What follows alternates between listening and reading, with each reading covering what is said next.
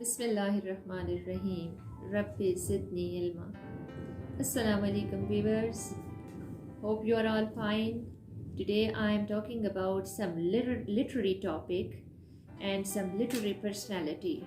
Today my topic is about Charles Lamb, and we will talk about his dream world, that is Dream Children. Charles Lamb was born in 1775 and died in 1832. He was son of a clerk. His father was barrister's clerk and had 7 children. His sister Mary Lamb was mad and killed her mother. This madness of her had brought this sad incident, and Charles Lamb took care of her for the whole of his life. He nursed her and he remained with her throughout his life. He was his guardian. He worked as clerk at the age of 14 in South Sea House and then in East India Company. Charles Lamb was famous as a poet, critic, and essayist. He is called the Prince of English Essayists. He had some qualities. The most important qualities of him are qualities of true essayist. He makes his personality a center and all thoughts move around him. In his essays, we see he has used irony, humor, and unity of actions. He was indifferent to politics. He had not interfered in his life in any sort of politics. In his essays, we find self-revelation. He is going to reveal his own self in all his essays. And similarly, there is mixture of fiction and facts. The fiction on one side, as in his dream, he is using fiction, like it is use of fiction and facts. The fact is that whatever is he describing, that is about his own self. And he is known as lover of past. In most of his essays we see that there is revelation of his past. So today we are going to talk about one of the famous essay, that is Dream Children. A reverie means daydreaming. This is the daydreaming of Charles Lamb. The story begins in the way that Charles Lamb is telling, he is in his dream world and he is telling to his children. There are his 2 children. One is John and other is Alice. John is his son and Alice is his daughter. He is telling them about his grandmother, whose name is Mrs. Field. Mrs. Field was a kind religious lady. She was living in a house. She was the keeper of that house, although she was not the owner. It was a big house.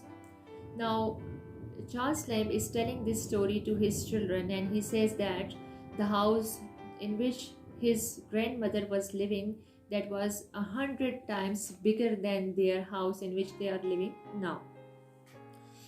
He tells that, in fact, he is memorizing, or he is revealing his past memories.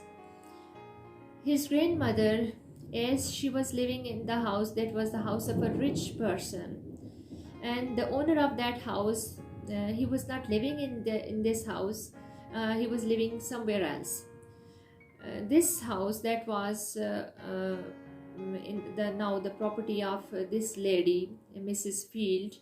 She was just the keeper of house, and she was very respectable, and she was loved and appreciated by the people because she was so loving, she was so religious, and she was so good-natured woman. She used to invite her grandchildren to her house whenever there were the holidays, and this is the memory of Charles Lamb, that once he and his brother, both of them were there in that house along with their grandmother. When she revealed them the truth, that she said that she used to is to meet the ghosts of two people in her house. And she narrated that she was not afraid of those ghosts because those were the good natured ghosts, and they visited her daily.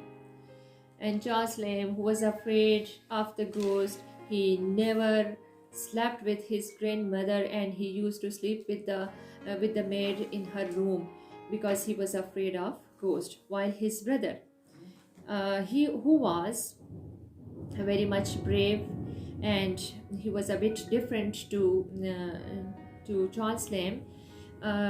John Lamb, his name was John Lamb.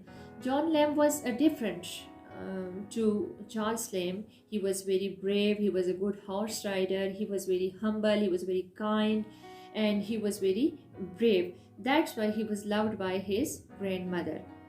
So, his kindness is narrated by Charles Lamb in these words, that when he was most of the time when he has to go from one place to another, John Lamb lifted him on his shoulder, and he picked him, and he helped him in moving from one place to another, as Charles Lamb was lame-footed.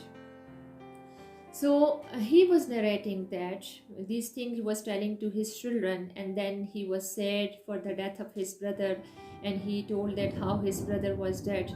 So he was narrating the story in such a way that the children were so much they felt sad for their uncle, and at the end they said that they don't want to listen anymore about their uncle because they feel sad, and they are the way in which their father was expressing the story, they were just annoyed of that. And then he was also expressing that how he enjoyed the cool gardens, and those how he picked up the fruit, and he was telling them all those things, that he enjoyed the beauty of that house. This was the recollection of his memory of his that past time, and he was really revealing this to his children. Then the children demanded their father that they should tell them about their mother Alice. And he said that Alice was his wife. He remained with him for 7 years, and how he loved, and how they spent their time, and then she was dead. Meanwhile, he saw in the eyes of his daughter Alice the same looks as were the eyes of his wife. And then he saw that the figure of his children is going dim. He was a bit surprised that their faces are fading down, and after some time they are no more there with him. And when he opened his eyes, he was daydreaming, and he saw that his sister Bridget was sitting next to him on a chair. So this was the essay of Charles Lamb, in which he has expressed his own experience of the past in his dream, and his own feeling, and his love, and his passion for his brother and for his wife, and his desire for his children. So he has expressed in a beautiful way in this essay. I hope you would have enjoyed it. Please like and subscribe my channel. Thank you.